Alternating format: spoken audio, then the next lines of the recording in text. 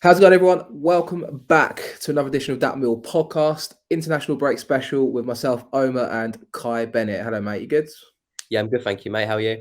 Yeah, very well, thank you. Enjoying a week off Millwall. Well, obviously after the defeat at Stoke, I wasn't not going to enjoy the international break, but I think the loss came at the right time, didn't it, Kai? After that 8-game unbeaten run, and obviously a disappointing result on the day, just didn't go our way. Obviously, Jed missing the penalty too, mate, and it kind of summed up our day, didn't it? I think as a whole.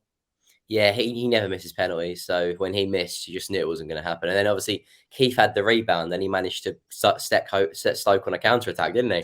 Very strange that as well, wasn't it? I think in a weird way, I'm quite happy the loss came when it did because, like, if we went into this international break 9 games unbeaten, I know it sounds cliched, but at least we got the loss out of the way. And obviously, the positives of the three substitutions we made in the second half in the game as well, with players coming back from injury. You mentioned Keith, obviously Ojo and Bradshaw as well, mate. It's nice to kind of go into the international break, recharge the players that have been involved in the last 8 games that was unbeaten, and kind of go again, isn't it?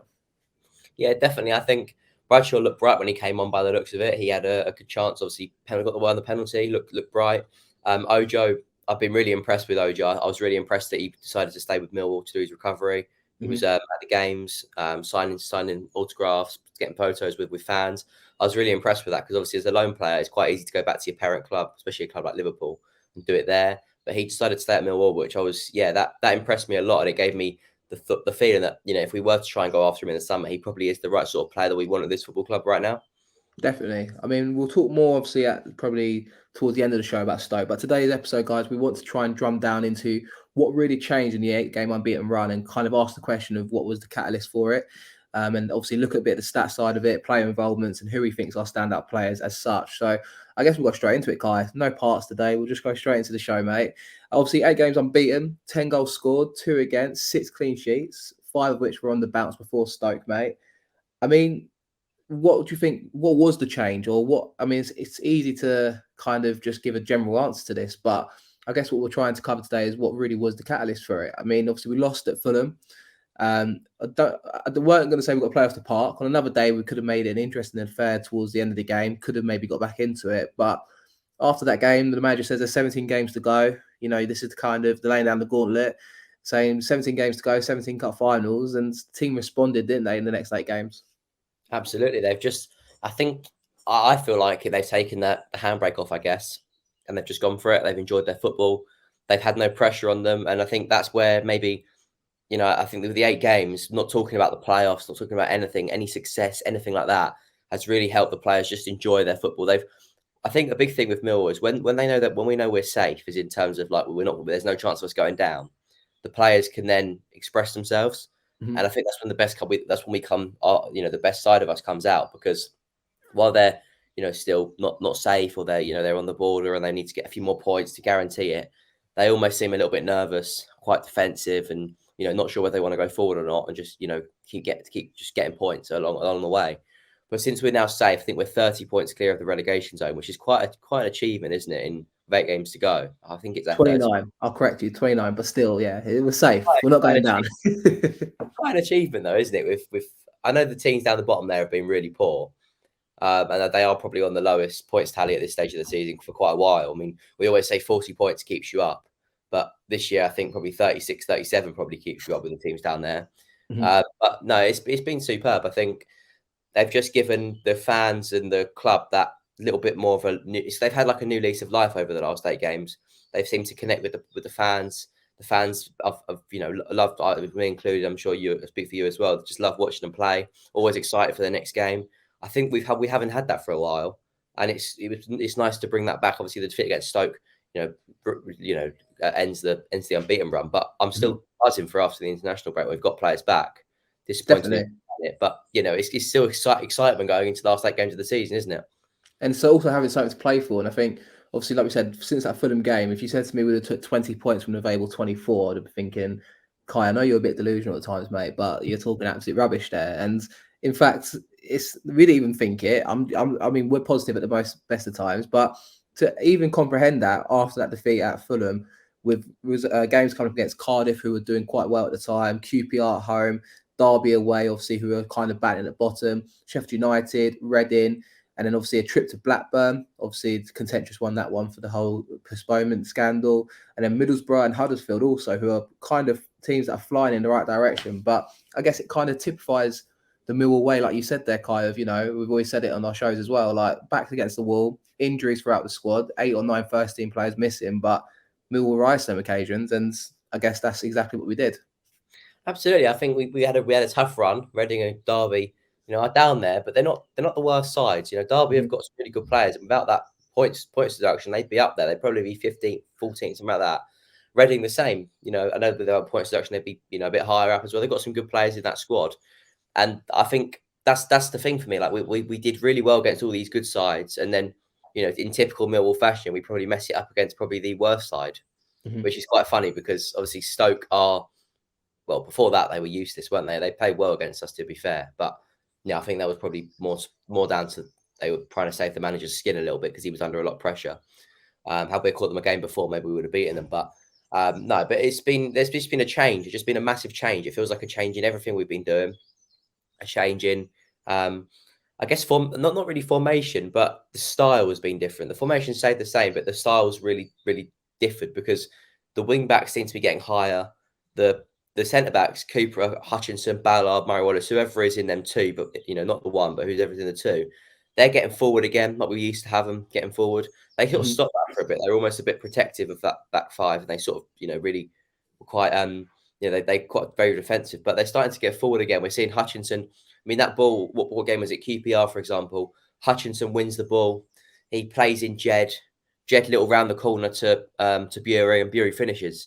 That's a prime example of what we were seeing at the start of Rowett's tenure, and now I feel like we're starting to see it again, which is exciting. He's sort of rediscovered that, I guess, that style that we were playing at the start.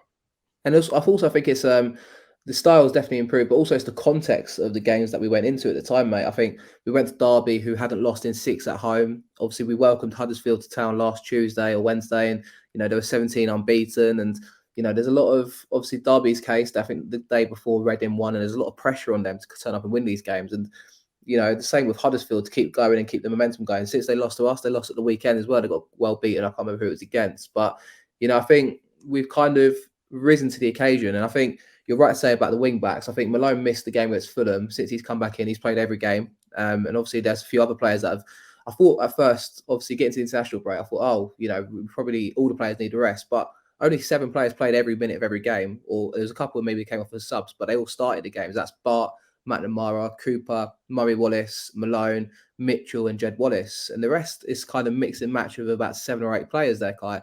I think the key there is obviously the return for me is obviously Jed Wallace was crucial as well. Obviously from injury, came on against Fulham. I think he came on the week before that in a game against the team escapes me as a halftime sub, but the crux of it is like players return from injury, but also it allowed us to change that shape a little bit, didn't it? And kind of shoehorn players into positions, but it works. Bury against QPR, Bury against Derby, it kind of just pieced together well, didn't it? Yeah, I think they just sort of they battled together, which was something that was quite impressive. They, sometimes they were under the cosh against like Sheffield United, Derby, for example, at the end, but they just kept going, and we have sort of put players in positions because we've had players injured. But every time we've put a player in there, they've always taken their chance, rather than maybe before they would have players would have gone into that position, not really played very well, and you'd be thinking, well, we really need that player back now because that player hasn't given me anything in that game. But obviously, Bury's dropped a little bit in the last couple of games, but I think that's probably expected at some point as a youngster. Probably come in that you've seen players do that before. They've come in, they've been brilliant. They have a little bit of an off period, then they go again. And I think this international break is exactly what Tyler needs to reset. Maybe think about what he's done in the last couple of games, and the games before that done really well. Then obviously had a little bit of off period, but then go again for the other games coming forward and make sure his pay. I think he's going to be really key going into the last 8 games because his pace, as well as Oliver Burke, if you say you don't start with them two and you can bring them two on with them pace alongside maybe Bennett or alongside Jed or whichever way you go about it, them two are going to frighten defences big time. Definitely. And I think also what's key, like you're saying, obviously about team effort, and obviously it's good to see Bury get a chance. Obviously Lovelace made 4 sub appearances in that 8-game spell as well, Kai. And some of it, obviously, it's not a token gesture at this point. He's what we got. It's what's available. And even, at times you've got to call on these players to come in and do a job. But I thought in a couple of games, I think he got a 20-minute spell, didn't he? In one of the home games, maybe Sheffield United. He showed that he's capable if he's given the opportunities. And obviously the same with Bury, scoring 2 goals in the 8-game spell. And this is like, if you offer the players a chance to impress, they're going to take it. The same with McNamara now. Obviously, he's a forever present in our side suddenly, isn't he? And it's nice to see homegrown players come in. And obviously Mitchell, 8 games, he's played all of them as well. It's great to see as Millwall fans to see these players come through. Absolutely. I think that's one of the most impressive things about this season. We've seen so many players come through the academy. It almost reminds me of the time, when we went down to League One and Neil Harris sort of embedded a lot of youngsters into the side and we sort of built the team around the youngsters. I feel like that's the way we're probably going about it now. We've got Tyler, we've got Danny, we've got Billy, we've got Zach Lovelace. We've got, we've even seen Muller on the bench. We've seen Topolodge on the bench. We've seen players like that who are exciting players. Nana Boateng as well against Palace. Yeah, absolutely. Yeah. I think he is one of the most exciting for me. Boateng. I haven't actually obviously him yet, but I think his pace and his, I guess his direct runs, what I've seen from the 23s, will be really exciting when he comes in because I think he's a bit different to Bury, but maybe Bury's got a touch more pace than him. Boateng, don't get me wrong, he's still rapid, but I think with Boateng, maybe he's a little bit stronger on the ball. So he's more like your Bennett sort of player rather than your maybe Bury. If that makes sense. Yeah, definitely. And also, I think they're here for the future, but also they're here for the here and now, which is great. And that's what's superb to see. And I guess this is the class of 21, 22 starting to blossom, maybe, like I say, and all the young players coming through.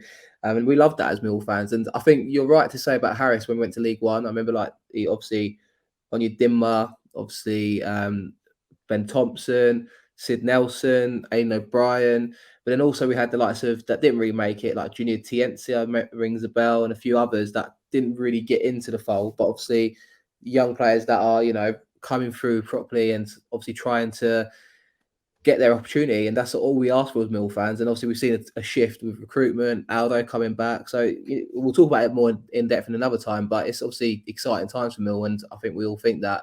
Obviously, the goals, mate, we said 10 scored. A team effort as well, mate, here, because you've got 6 different goal scorers in them games. Afobe got 2, Cooper got 2, Bury got 2, Bennett got 2, and then you got both Wallaces, Jed and Murray Wallace, with 1 each. And obviously, a fair share of selection there, 6 different players contributing.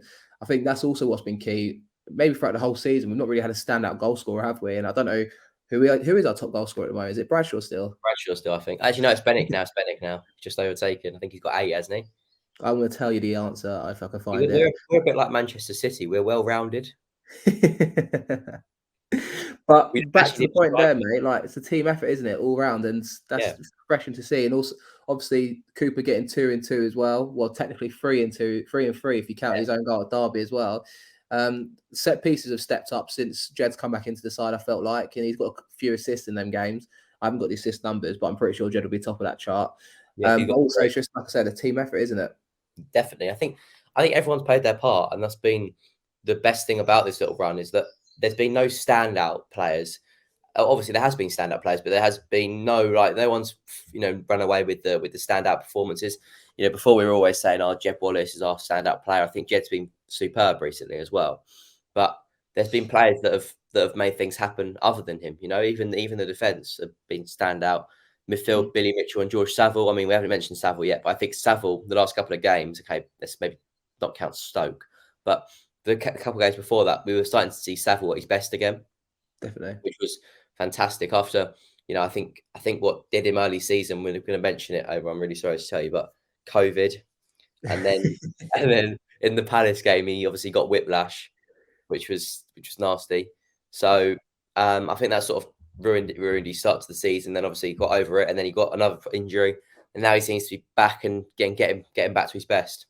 Did you say he got whiplash? Sorry, whiplash. Yeah, against Palace. That was why he was out for so long. Is that what it was? Whiplash. Yeah. Oh, okay. I'm sure he went off like holding his leg when he went off in that game. I thought it was as well, but it was actually his neck.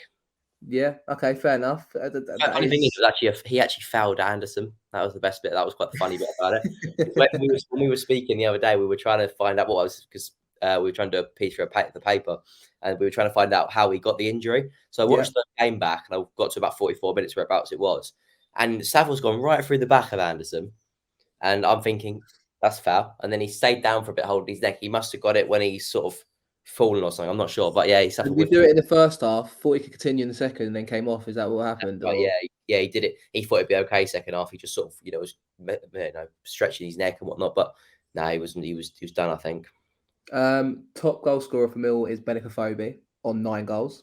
9 goals. Second is Tom Bradshaw on 7. Third is Jed Wallace on 6. Who do you think's fourth and fifth? Do you know what? I'm going to go for it. Murray Wallace. Yeah.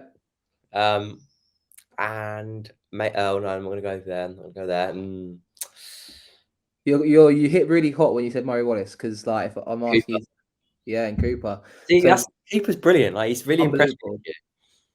Yeah, Murray Wallace on 5, Cooper on 4, and then you got Bennett with 3, and then you got Malone and Matt Smith and Saville and Bury on 2, and then Evans and Ballard on 1. Minutes per goal is also on BBC Sport, which is interesting. Minutes per goal, Bradshaw was the best on 182 minutes per goal. So every 2 games he's drew a goal, which is superb. But also there's assists on him, and Wallace tops the chart with 9. I mean, his involvement, I think the last 8 games in particular, like I said, I think he's probably been maybe my standout player, Kai. I think I've got a choice between 2, and I think if I go for one, you end up going for the other. But mine is Jed Wallace and Cooper. I mean, them for me have been the 2 kind of standouts. You said Saville, of course, already as well, so maybe you might say Saville, but obviously it's a team effort. But I think Wallace coming back in from injury, and he just hit the ground running, and he just highlighted how important he is to this team. I think, especially against Derby, I feel like he had a really good game. And obviously Cooper, just I suppose personal. What's the word I'm trying to say? I can't. I don't know what you're going to say. What am I trying to say? Personified That's it. that what Millwall's about, I feel like. And also, I think Cooper shifting from the left side centre half to the middle, grabbing the captain's armband as well whilst Hutch had been injured. I think them 2 games in particular where he scored back-to-back goals, he was instrumental in them wins, and obviously 2 match-winning contributions, but leading from the front or from the back, but obviously going forward and contributing the way he has done. Who's going to stand out? I mean, I'm going to go with Jed. I'm going to go with Jed. I think the obvious pick for me, I'm not actually not going to go for him because I'm going to go for someone different because I rave about him all the time. And I'm going to go for someone different on this occasion. I would have gone for Murray Wallace, but no, he's had a couple of games where he's been out and stuff like that. But I think the most influential player in this 8 games, I think he's probably played out 6 or 5 or 6. When he does play, he's outstanding. I think Mason Bennett. Okay. I know that's why I'm so gutted about him being injured for the last 8 games because he just seems to get us to tick right now, which is a real shame.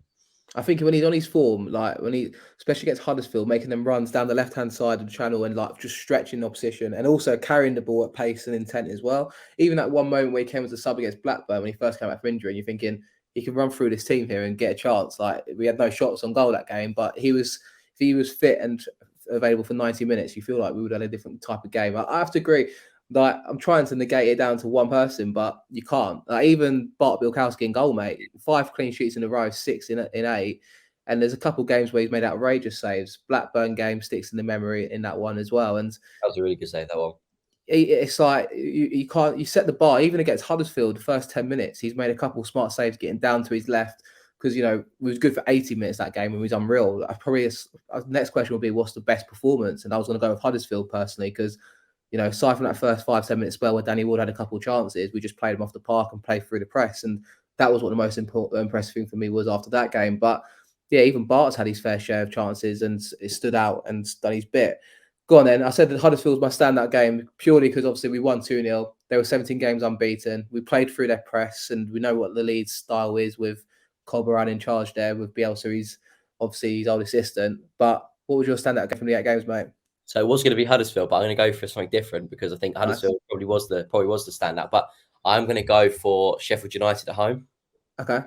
I was just impressed that day. See, again, with Huddersfield, the difference is Huddersfield, we just looked like we were going to score endless amounts of goals. Yeah. Against Sheffield United, we didn't. No one looked like they were going to score many goals at all.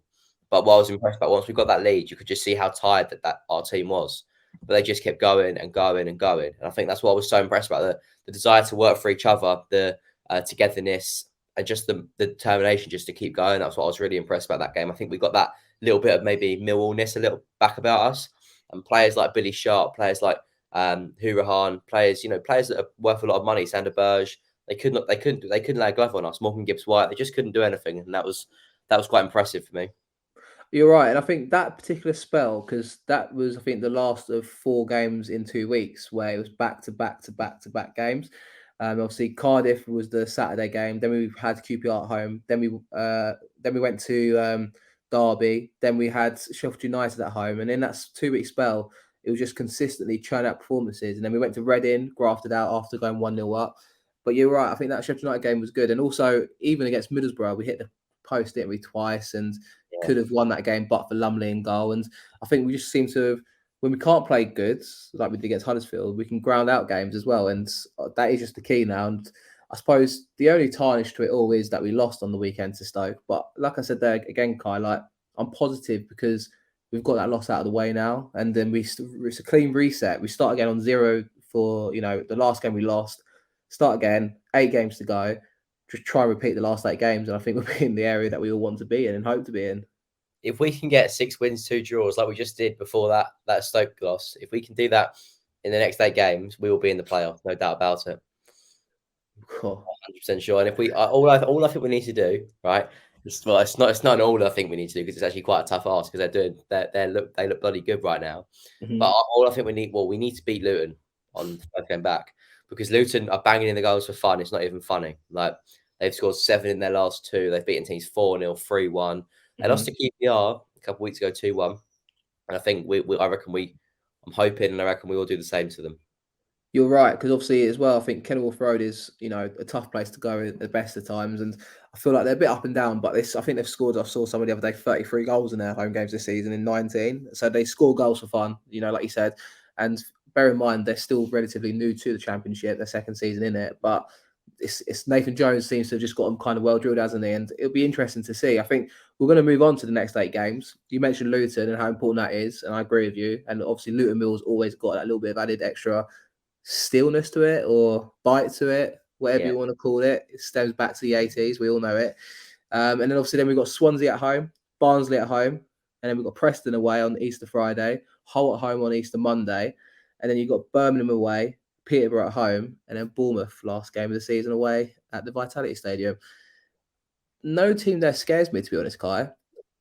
A bit like how none of the teams scare me in the 8-game unbeaten run, really. I think obviously Sheffield United, if they had their act together, could be them sort of team. But they were also a team in form when they came to the Den, weren't they? So what are you expecting? I mean, we'll start with the Luton game. Come on. Actually, no, as a general first, where do you think we'll be after the 8 games? I think, before we touch on it, let's just talk about what Mickey's predicted first. Okay, well, Mickey's not here to speak for himself, but he did do a prediction, didn't he? 79 points. I'm just adding that in before I say 6 and I look really optimistic. I'm just saying that was slightly more optimistic than me. 79 points is 7 wins and 1 draw, by the way, in our last 8 games. Mad, isn't it? Mad. I'm going to top it. Let's go for 8 wins. No, I'm joking. I'll go for 6th, and I reckon we're going to get 74 points. So what's that? 5 wins and a draw, maybe, or yeah, something like that. So how many points we're going to get? 15. So you get 17 points from the last 24 available. So 5 wins and 2 draws and 1 defeat. Yeah, it's doable. I don't know if I want to put a prediction out there myself because I'm just going to look stupid when we lose all our games and the season peters out to nothing. But do you know what? Like, I'm confident we're going to win all our home games. That's what I'm setting as the foundation here. Because obviously Neil Harris was the pundit, wasn't he, for the Huddersfield game? He said Mill needs to get to 72 points and I think they'll make the playoffs. That's 15 points. And we've got 4 home games and 4 away games. And we've got Swansea at home, Barnsley at home, Hull at home and Peterborough at home. I think if we get 4 proper Millwall at the Den performances, I feel like there's no given in the Championship, but I feel like they're going to be as close to a given as we're going to get. Because as long as we turn up, like I say we will, and hopefully the fans are there to back them as well, I think that will take care of it. I almost feel like they'll take care of themselves. Maybe we'll get 3 wins and 1 draw at home. Then the away games, Luton's a tough one, and I will take a point at Luton, to be honest, because as you say, they're also a good footballing side and they move the ball quick, and we always struggle against teams that move the ball quick. A la Fulham, for example, teams that can get on the ball, pass it about, and kind of stretch your defence from side to side. We struggle in them games. I'll take a point at Luton. It's also that 3 wins and 2 draws, and then I'm looking at Preston away. A Millwall win away at Preston. Yeah, good. Yeah, we've beaten them twice in a row now. Oh, Yeah, okay. Go on then. And so we'll win at Preston 1-0. Hutchinson will score the winner there again. That'll be 4 wins and 2 draws at this point. And that will leave us on, what's that, 14 points. And we need the one more point to get to 72. I think we'll win at Birmingham as well. There you go. 5 wins, 2 draws, and then we'll lose at Bournemouth, I'll say. So I won't be doing the old little jump in the sit in the water at this point. I don't think we're going to get the playoffs, though, even if we get them results. I think You don't think? we would, though, wouldn't we? Well, yeah. It's who knows, Kai? Who fucking A lot knows, of the mate? teams will play each other now. Yeah. So if we win them games and one team has to lose or draw. So if they'll drop points, teams will drop points definitely one way or another. And if we can get that many, 5 wins, 2 draws, and a loss, or 5 wins, 2 draws, or 3 draws, whatever, I think we'll make it. Why have I just said that we only lose one game as well? This is the delusional thing of supporting Mill. We just put on a really poor performance away at Stoke, and suddenly I think we're going to win 5 games and only lose one. I look at all the fixtures and go, I think we'll win that one, that one, that one. And by the time I've actually looked at it, we've won about 43, and we're drawing 3. So that's not as bad as that, is it? I think the crux of it is we're trying our best to look forward and be excited. Yeah. But ultimately, as I think we did during that 8-game spell where we said there's 17 cup finals to go, blah, blah, blah, just take it one game at a time, Kai, isn't it? I think that's ultimately what it's got to be. Don't worry about the other 7 games. The priority for the team when they turn up to train next Monday and look for heads of the week is get a result at Luton. Once you play against Luton, you have a day off on the Sunday and you're in on a Monday because you've got a game on the Tuesday against Swansea, and that is it. Don't worry about Barnsley on the weekend.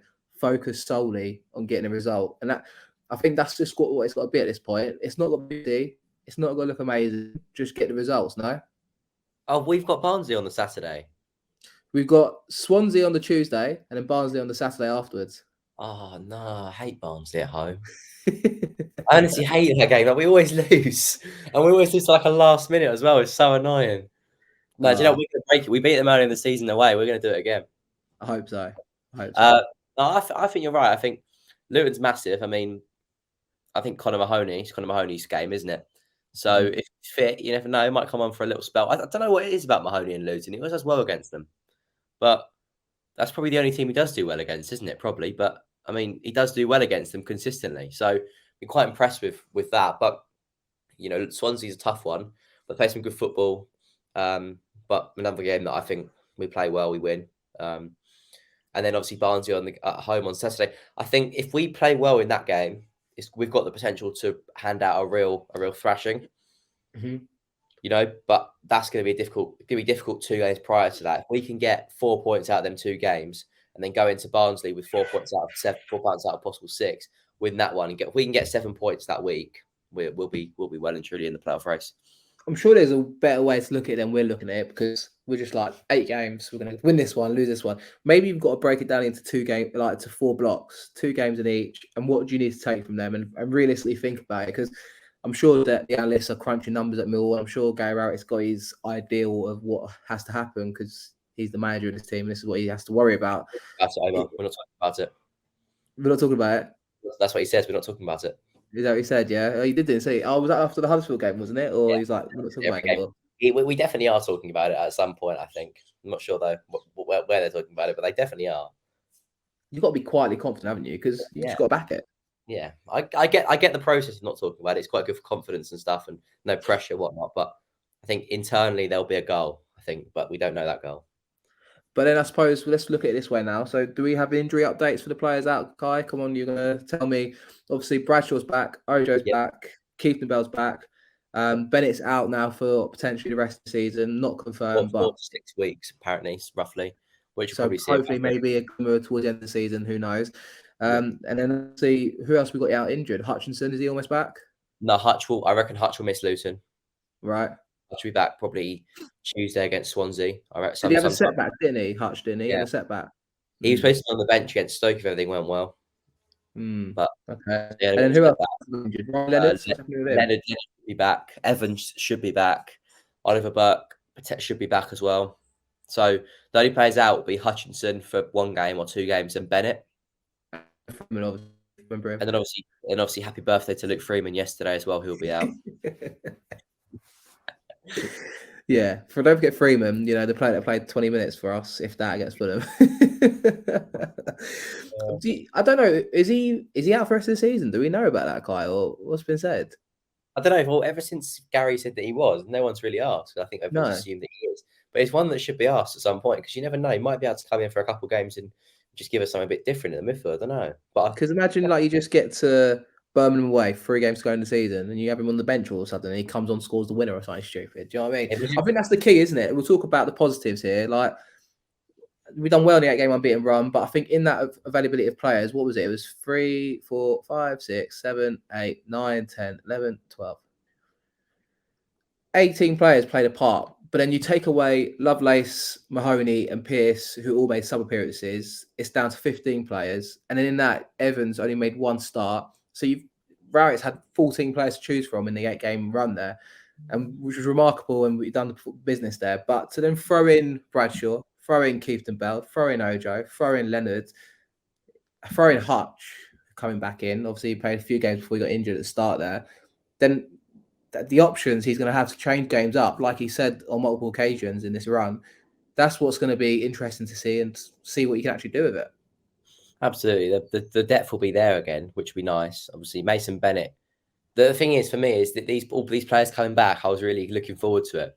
Mm-hmm. And then obviously Mason Bennett's now out, and it just feels like another one.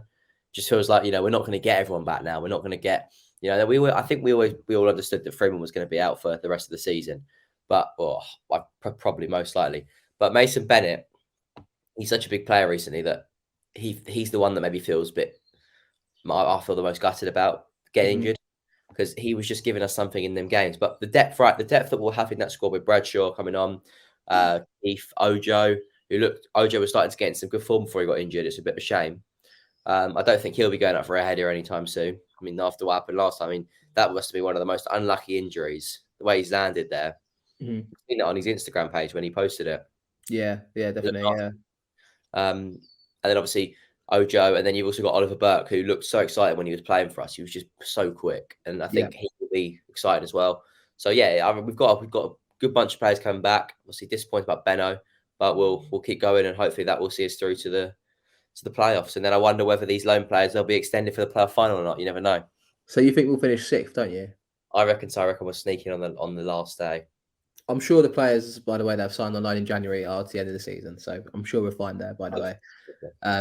I'll never forget that we had that moment before. I think it was James Henry in 2009, maybe, when we lost it to Scunthorpe.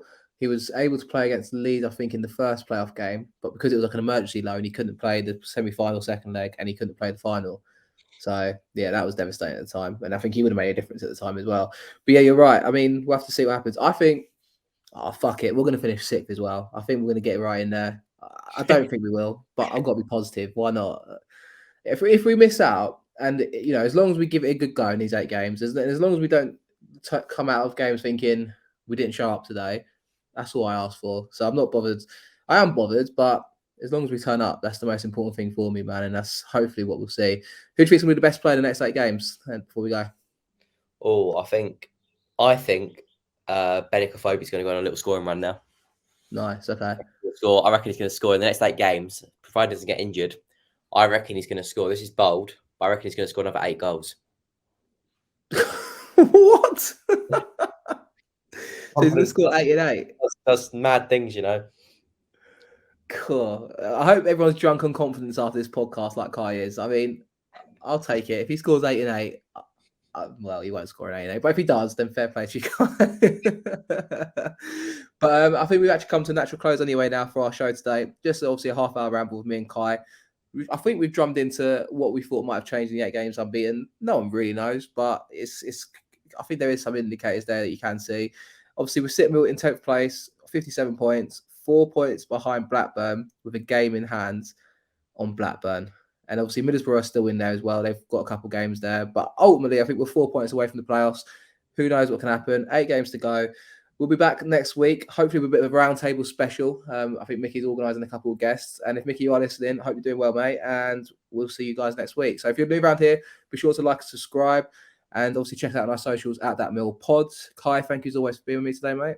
No worries, mate. Who's your standout player before we go? Bart Wilkowski. Nice one. And also, I think he'll end up winning the Player of the Year, which I don't think he deserves, but he'll perform at the right time and get 3 times in a row. There you go. I think it'll be Murray Wallace that should win it. Player of the Year would be my vote, but there you go. Anyway, cheers, guys, and thanks for listening, and see you guys soon.